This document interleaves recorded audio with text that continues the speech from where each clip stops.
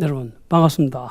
네, 자, 이 무더위에 공부하신다고 정말 고생이 많으십니다. 건강에 유의하시고 올 시험에 꼭 합격하기를 바랍니다.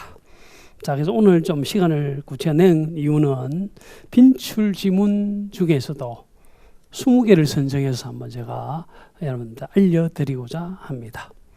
그렇죠? 근데 여기에는 지금까지 빈출된 것도 있지만은 최근에 개정된 중요한 내용도 있거든요. 그런 내용을 위주로 20개를 엄선해서 제가 좀 설명을 드리고자 합니다.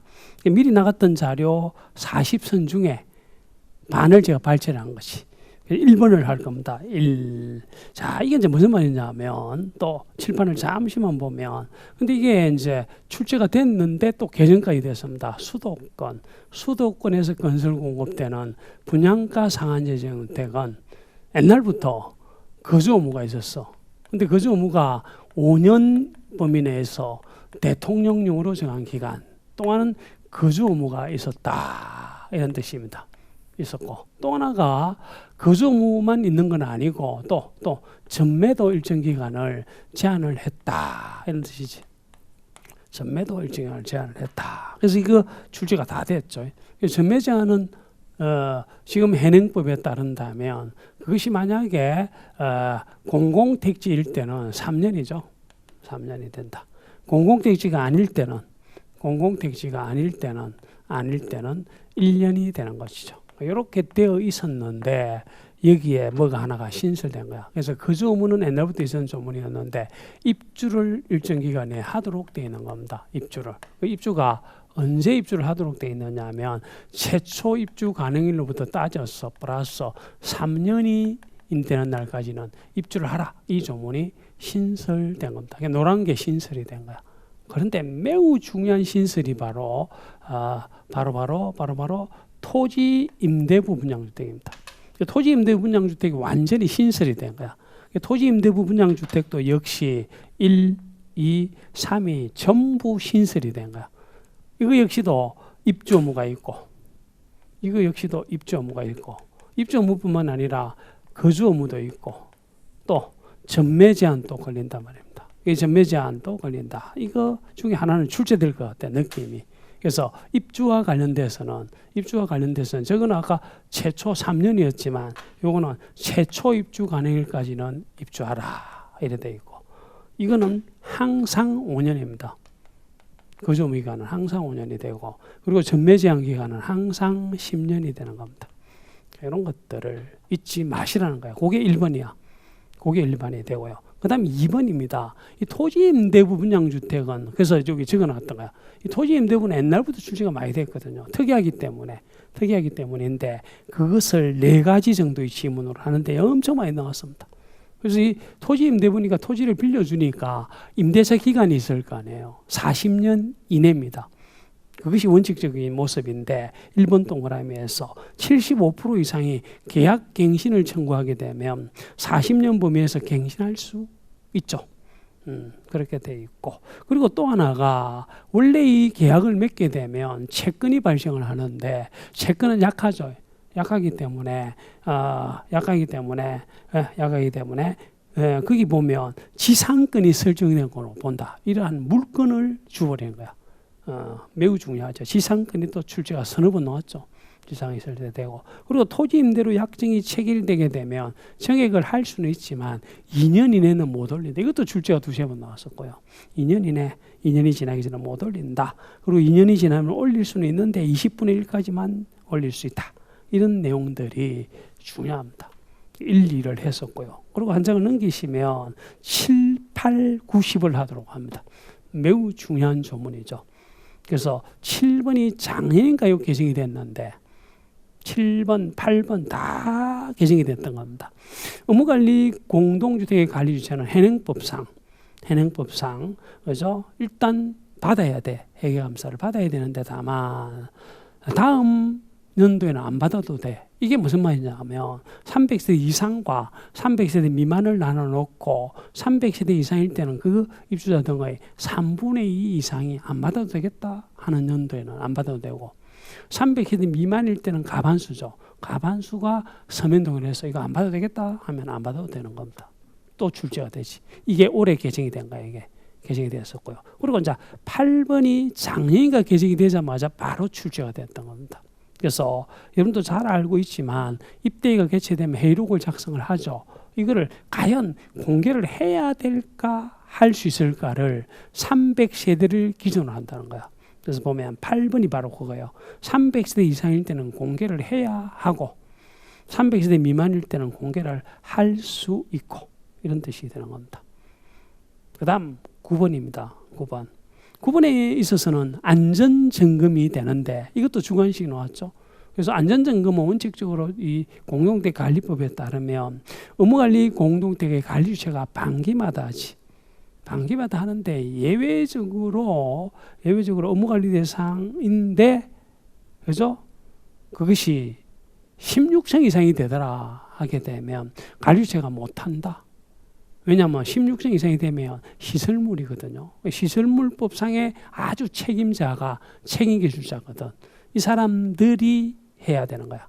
원래는 업무관리 관리주체가 반기마다 하는데 그것이 만약에 16층 이상이 되면은 시설물법과 연계해서 관련해서 그죠? 책임기술자 등이 하도록 돼 있는데 근데 책임기술자 등이 해야 되는 경우는 16층 이상이 원칙적인 모습이지만 15층 이하짜리도 중요하죠. 두 가지 경우.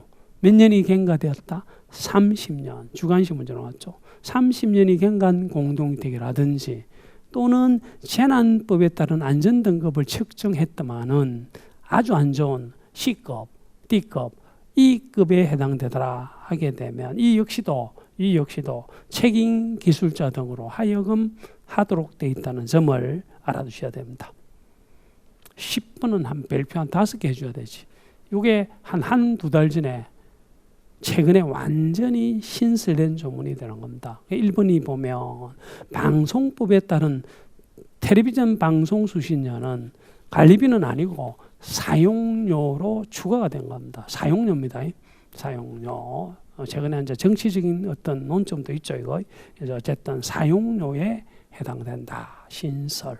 그리고 또 하나가 안전진단 대상 시설이 있게 되는데 여기에 뭐 어린이 놀이터도 있고 막 등등등 있는데 여기에 2번과 3번을 묶어 두시고 신설이 된 겁니다. 놓을 것 같아, 이거. 그래서 주민운동시설이나 주민휴게시설은 안전진단 대상으로 이제 편입이 되면서 똑같이 매분기 1회 이상은 하도록 되어 있습니다. 점검 횟수가. 그런데 더 출제될 수 있는 부분이 지능형 홈 네트워크 설비가 되는데 이것도 안전진단이 포함이 됐는데 이거는 특이하게도요. 매월 한 번 이상을 하도록 되어 있어. 매월 1회 이상을 하도록 되어 있다는 점이 매우 중요합니다. 그리고 이제 주차장은 작년에 신설이 됐던 거로 생각이 되는데 이 주차장은 우기 진단에 포함이 되었고 월 1회 6월 달에 실시하도록 되어 있다는 겁니다. 자, 그 다음 한 장을 넘깁니다. 또 하나 이제 중대한 논점이 입대의 의결과 관련하여 16, 17 그리고 20번을 할 겁니다. 16, 17, 20번 할 건데 입대의 구성원 중에 특이하게도 사용자인 동대표자가 가반수인 경우에는 대통령령으로 의결 방법과 의결 사항을 달리 정할 수 있는데 그게 17번이에요. 17번에 따르면은 특히 장기 수선 계획의 수립 조정이고 비용 지출을 수반하는 경우는 당연히 입대 의결 사항이 되는데 원칙적으로 입대 의결은 구성원 가반수 찬성으로 의결을 하지만은 방금 이야기 드렸던 것처럼 입대 구성원 중에 사용자인 동대표자가 가반수가 되게 되면 아주 중대한 예외로서 구성원 가반수가 아니고 입주자 가반수 서면 동의를 받아 그 동의 내용대로 의결한다. 이렇게 되어 있다는 점이 너무너무 중요합니다.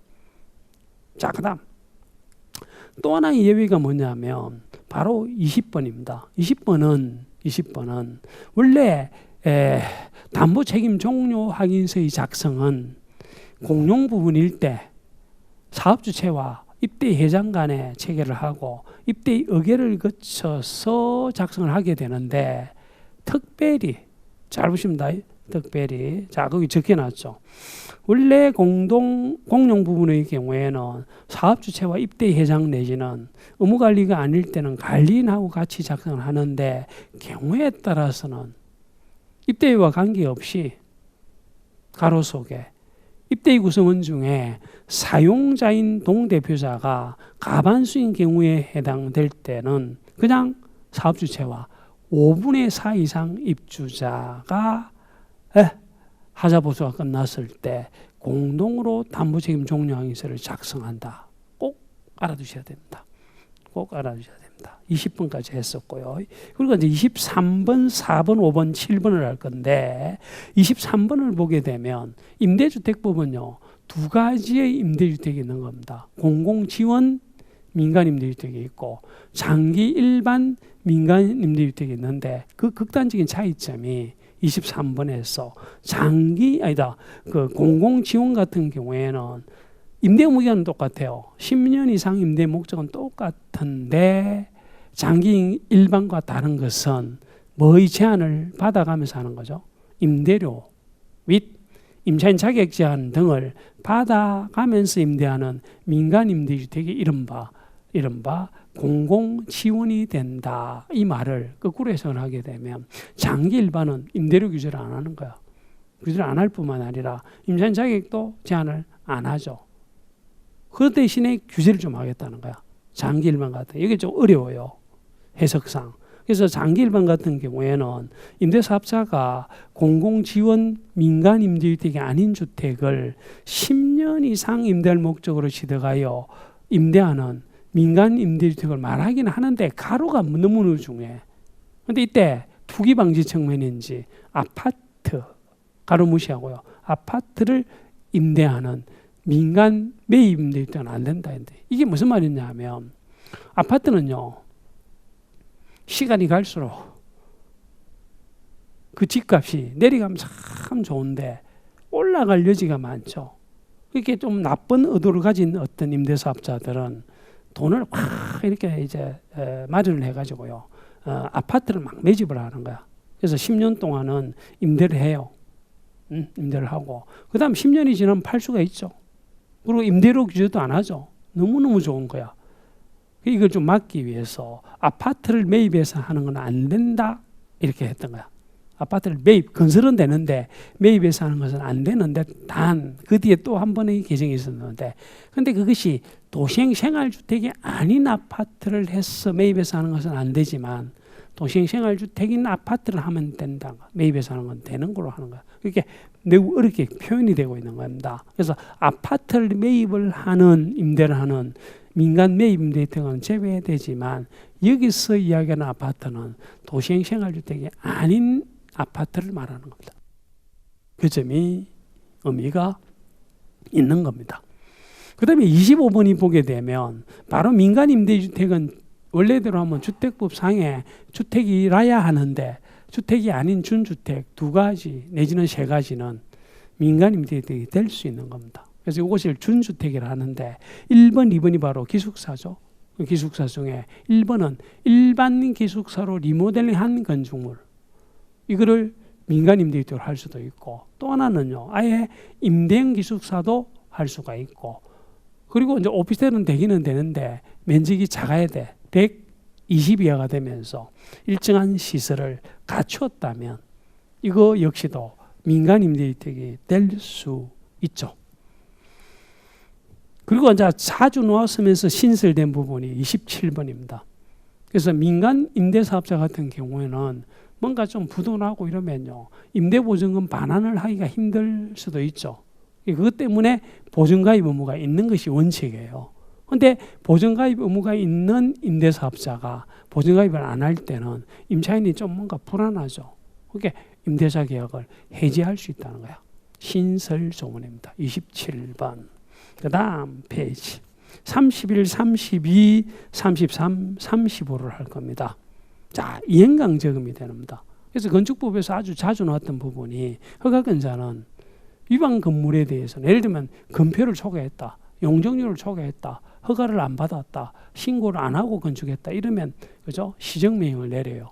그 위반 내용들을 시정하라 명령을 내렸는데도 이행을 안 할 때 일정 금액의 뭐를 부과한다? 이행 강제금을 부과한다. 이런 뜻입니다. 32번 자주 나왔죠. 이것도 지분행 주택이 되는 겁니다. 이 지분행 주택은 그 논점이 한 서너 가지가 있는데 반드시 사업 시행자가 토지주택공사 등인 경우에 되죠. 그리고 두 번째가 이 지분행 주택의 규모는 60 이하가 되죠. 이것도 주관식 문제 나왔죠. 주관식이 두 번 나왔었거든요. 지분행 주택도 나왔고 60 이하도 나왔던 거야. 60 이하가 될 것. 그리고 이제 공동 소유 기간은 객관식 문제로 나왔었는데 몇 년? 10년 범위 내에서 누가 정한다? 누가 정한다? 사업 시행자가 정하는 기간으로 한다. 그리고 이제 분양 대상자가 갖춰야 될 요건 중에 중요한 것은 세대수로서 해당 지역에 실제로 2년 이상 거주해야 될 뿐만 아니라 이 집 말고는 다른 집이 없어야 돼. 그죠? 등등등. 그 다음 시설물법입니다. 33번에 특히 중요한 것은 3종 시설물입니다. 2년 전에 신설되었죠. 3종 시설물은 옛날에는 정비안전점검을 안 했다가 지금은 하는 경우도 있는 겁니다. 어떤 경우에 해야 되느냐 하면 정기안전점검의 결과 등급이 D급, E급에 해당되게 될 때 그때 하게 되는데 실제로 최초 같은 경우에는 최초 정밀안전점검은 해당 정기안전점검을 완료한 날로부터 1년이죠. 출제됩니다. 또 됩니다. 알아두셔야 됩니다. 그 다음에 이제 성관기법에서 중요한 것이 35번인데 관리주체가 그죠? 자체 점검을 월 1회 이상 하고 그 결과를 성관기 안전종합정보망에 입력해라라고 법률에는 규정이 되어 있는데 그죠? 법률에 규정이 되어 있는데 시행령에서는 실질적으로는 자체 점검을 담당하는 사람이 자체 점검을 마치게 됐을 때 자체 점검 결과를 양호, 주의관찰, 긴급수리로 구분하여 관리주체한테 통보를 하면 관리주체가 그 결과를 자체 점검을 하고 10일 이내 성관기 안전종합정보망에 입력해야 된다. 이렇게 돼 있죠. 근데 그 다음 페이지를 보게 되면, 그죠? 그 다음 페이지를 보게 되면, 이 성관기법에서 많이 나왔던 것이 바로 성관기 안전종합정보망에 입력해야 되는 경우인데 이것이 5가지가 돼 있어요. 그게 그 다음 페이지 아마 적혀 있을 것 같은데, 책임보험은 며칠이죠? 14일 이내 해야 되고, 그리고 부품 안전인정, 성관기 안전인정, 설치검사, 안전검사를 실시한 기간도 그 결과를 10일 이내 입력을 하도록 돼 있다. 이런 뜻이 되는 겁니다. 그 다음 38, 39, 40번을 한 겁니다. 이렇게 해서 20문제입니다. 그래서 38을 보게 되면 집합건물법 상에 회계감사를 해야 될 경우도 있죠. 그 중에 이제 하나가 우리와 좀 관련되는 부분이 50개 이상 150개 미만으로서 다음에 해당하는 관리는 5분의 1 이상이 연수해서 관리 회계감사 받으세요 하게 되면 받아야 되는 겁니다. 그런데 그 건물이 어떤 건물이냐면 특히 2번이 중요해요. 3년 이상 감사인의 회계감사를 받지 않은 건물로서 관리비나 수선정리금 중에 하나라도 1억 이상이 되게 되면 집합건물법상의 회계감사를 관리인이 받아야 되는 겁니다. 그리고 39번은 이상하게 많이 나왔죠. 최근에 아주 연속적으로 나왔는데 매우 중요한 조문이에요. 사실은 건물에 대하여 구분 소유 관계가 성립이 되면 구분 소유자 전원을 구성으로 하여 소위 관리단이 설립된다고요. 설립된다가 겁나는 거야. 구성을 해야 된다도 아니고 설립을 해야 된다도 아니고 자동적으로 설립이 되게 되고, 특별히 그 대표자인 관리인 같은 경우에는 항상 선임해야 되는 건 아니고 구분 소유자가 10인 이상일 때에는 관리단을 대표하고 관리단 사무를 집행할 관리인을 선임해야 하는 겁니다. 마지막 문제입니다. 20문제 문제인데 40번 너무 중요하지. 그래서 우리가 이제 통틀어서 하자관리 정보 시스템에 등록해야 되는 경우가 5가지가 있어. 그리고 이제 그 다음 페이지 보면 역시 하자관리 정보 시스템에 입력해야 되는 경우도 하나가 있어요. 그걸 좀 같이 공부를 하셔야 되는 겁니다. 진짜입니다, 이거. 그래서 보면 첫 번째가 우리 주택법에서 사전 방문 품질 점검 등 관련해서 모든 자료들은 사용 검사권자한테 다 모여요. 모이게 되면 그 내용들을 하자관리 정보 시스템에 등록을 해야 돼. 거기는 없지만 2년 보관을 해야 돼. 2년 동안 보관해야 되고 하자관리 정보 시스템에다가 등록을 해야 됩니다. 나목은 너무너무 중요하죠. 나목은 그죠? 나목은 너무너무 중요합니다.